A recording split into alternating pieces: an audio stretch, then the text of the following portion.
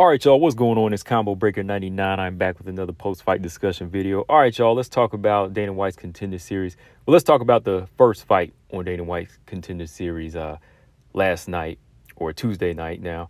The women's flyweight fight between Nayara Maia and Tereza Bleda. Forgive me if I messed up Nayara Maia's name. Well, I know I got the last name right, but yeah, Maia versus Tereza Bleda. Shout out to everybody that came through for the round by round. You know, I did my round by round on it because, you know, I've been talking about Tereza Bleda on my channel for a minute now. And, you know, I've been filling y'all in, you know, letting y'all know that this fighter does have potential to be a threat in the flyweight division in the UFC, right?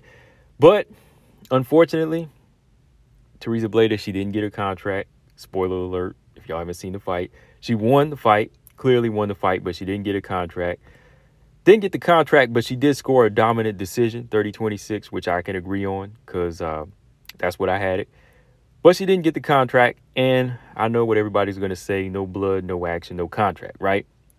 I know Dana White's standard, but when you keep that same model to me, eventually you're going to lose fans because every time you're looking for just like a certain look, it's just like, okay, what comes after that then? You know, whenever even the demographic that he's trying to satisfy, when their fighter with a certain look starts losing consecutively, then what, right? Because this is still a fight business, right? It's still a fight business. That's why I always say you need fighters that can bring a balance of the skill and dominance, not just an it factor that's based off of looks, right? To me, honestly, Tereza Bleda outperformed the last few women that have gotten contracts. You know, to me, the last few women underperformed compared to Bleda. But they still got signed, right? They still got signed. Bleda, she didn't get the finish, but she was doing her own thing in there because she was just dominant. And I think that's what WMMA needs. I mean, it may not be a crowd-pleasing style to some, which is crazy because, like I always say, I come from the boxing background and the striking background, and that's what I usually support, or those are my favorite fighters. But in this particular situation, I saw a fighter just using her ground game, and I thought it was impressive. I thought that's where a lot of MMA fans thought. When they see somebody getting takedowns and just out-grappling somebody getting top control, I thought a lot of people would be more in support of it, but it doesn't seem like that. You know, some people were trying to come up with excuses saying, oh, man, you know, she was boring or she just didn't put on a worthy performance to get a contract. Well, I mean, what about Haley Cohen? You know, Haley Cohen, she came away with a split decision, and she still got a contract, right? And I'm cool with that, but then you had Dudakova. You know, Dudakova, according to some people on IG, you know, they felt like she didn't really wow the UFC or even wow Dana White, but she still got a contract, right? That's why I'm looking at it in this situation. Look, I'm looking at a fighter like Tereza Bleda. She's looking like a fighter that wants to be dominant. And, you know, fighters, I think, like her, they look to advance. You know, they want to win by any means, not just please the crowd. And that's what it's about. Because that's what you're going to need to get you a legit contender when it comes down to it. Because everybody that wants to see these type of fighters that go toe-to-toe and draw blood and go in there and get beat up, when they go in there and step to a real champion, they already start counting them out. That's how it usually works, right? Everybody says, oh, they don't have a chance because they just get beat up. Well, that's the type of fighters you like, right? But when you look at somebody like Bleda, which I know it's still early to say, I'm just saying like she just carries that dominant bone in her body in the way she fights. She's the type of fighter that goes in there and wants to win every second of every round, whether it looks boring or whether it looks crowd pleasing. She doesn't care. You need somebody like that that carries that dominant bone that wants to win every second of every round, and that's what Bleda did. That's what she did in this fight. I mean, if you go back and look at it, yeah, let's talk about the fight a little bit. You know, I'll talk about it round by round. Right away, Tereza Bleda, to me, she was using her jab well. You know, she just started off measuring her range. You know, of course, she didn't really like put on a striking clinic, but she was pumping it out there to find her range. But the minute she saw opening from Maia, when Maia tried to just come in and start swinging, she timed it. She switched the level, got a good takedown, and she got the top position. Now, both fighters here, they were trying to go for this leg lock because, you know, like I said, Maia, not Jennifer Maia, but Nayara Maia, she has a black belt in BJJ, so she's going to be going for these submissions. But Tereza Bleda, she showed that speed and that strength. You know, she showed that speed and strength to try to nullify that jiu-jitsu of Maia, and it worked. You know, she used a nice little push off to get top position. Maia, she was holding on tight, trying to avoid strikes, but Bleda was working the body with one hand. You know, she kept that half guard and got in some good ground and pound the first round. The second round, Maia she was a little bit wild with the strike, so Bleda Bleda did catch her with a good right hand as she stepped in, and then she was just going back to kind of measuring. Maia did get a takedown, but Bleda, she was never in danger. Again, she had full control with her physical strength and just her speed. Ability to mix it up was on point to me. Every time they got to the ground, she just wasn't looking for submission. She was always trying to work and stay busy, using her head to control, fighting, just really rough and rugged. On the feet, Bleda just used her reach well. Every time she got a chance, she would pump out the jab. Yeah, she's a little slow still, but you can see she's been working on it. Like from her last few fights, I could tell she's been working on her jab. Now that she knows that she has that reach and she's a tall flyweight, she's been pumping that jab out a bit more.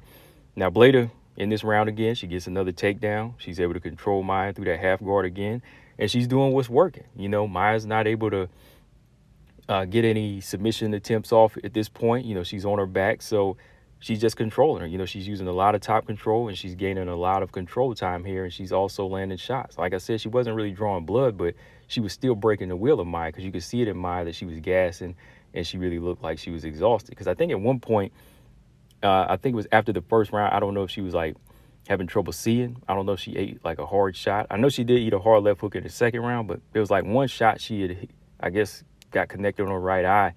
And, I guess she was having trouble seeing. She was telling her trainer, but they continued on. But going into that third round, Maia looked a bit gassed. She looked a bit beaten because, Bleda was just controlling her. And Bleda, I could say she probably could have got the finish if she committed more to her striking. Like maybe if she would have walked her down more, walked Maia down. But she was using her striking more as like a countering mechanism to just like pump the jab out and find those openings for takedowns. Because once again, she takes the fight down to the ground and just really puts her strength on display. Some heavy ground and pound this round. But when they stand back up, Bleda landed a hard knee to the body. Hard knee to the body that dropped Maia. And I thought this was over right here, because to me, Mark Smith, he probably could have stepped in, because after she ate that knee to the body, she went down and she was kind of grimacing, and she ate a few more hard strikes. And I thought he was about to stop it, but since it's a contender series and you had like maybe a minute left, he gave her some chances. But it looked kind of brutal to me, because she was getting hit everywhere in the body, and you could just see that look on her face. But he could have stopped, in my opinion. But overall, Bleda, she pretty much dominated even the third round. So yeah, it played out pretty much how I felt it was going to go. Bleda was going to get a decision. I didn't see her going in this fight stopping her opponent, just because, yeah, even with the striking, I think it could be worked on. But she has that physical strength and that ground game that she's been working on. So, yeah, 30-26, I agree with that. So, she didn't get the finish. She didn't get the contract. But it's not over. It's definitely not over. To me, like I said before, even with other situations, this happened to other fighters, it's a blessing. It's a blessing in disguise. Everything happens for a reason. And I think now that she didn't get the contract, she can still take the time to nurture her style, improve, and continue to grow. And I don't want people to think that's what I'm saying, that I'm overhyping her or trying to say she is a legit contender right now. No, not at all. Like, she can still grow. I was just thinking that her style fits the UFC right now, even in the unranked realms, where she can get that growth by fighting these experienced fighters that I know she has the ability to even beat, to go in there and beat some of these girls that's, in the lower level. She can try some stuff out and at the same time gain that experience while, she's still this young. But at 20 years old, there's really no problem with it. Time is on her side. So I think we'll definitely see her again. I think Invicta or LFA are good places for her to go, try to snag a belt and work on her stand-up, build her ability to just keep dominating, not just with strength, but with, her striking, overall, and set up finishes, just learn how to set up finishes and do that without giving up the defense or putting your chin out there. I know Dana wants that crowd-pleasing style, but to me, I want to see her keep doing what she's doing. Same thing with Tanisha Tennant. Everybody disagrees with some of these fighters I rock with, but I like technique, I like skill, and I like fighters to go in there and be dominant. You know what I mean? Like, that's what pays off in the long run. Like, everybody's giving Valentina props now, but even before, I used to see some people talk about how boring her style was. They give her props now because of the way she's owning everybody. But even back in the day, there's sometimes people say, oh, I don't like this style. Oh, she's too boring. Oh, she doesn't go after the knockout. But when you see the longevity somebody like this possesses, that's what you really, really need in this, not just this division, but you just need in WMMA, man. Because like I said, at some point, even the casual fan gets tired of seeing like the Paige Van Zants that get signed that, just carry a certain look, but they just keep losing. Nobody's going to keep paying to see that, right? So you need these fighters that want to go in there and go for gold. You need to keep signing these type of fighters like the Manones and the Tylers. But to me, I think Dana, he messed up. I ain't gonna say kind of. He kind of messed up with. Yeah, I definitely ain't gonna say kind of, but he did mess up with this one.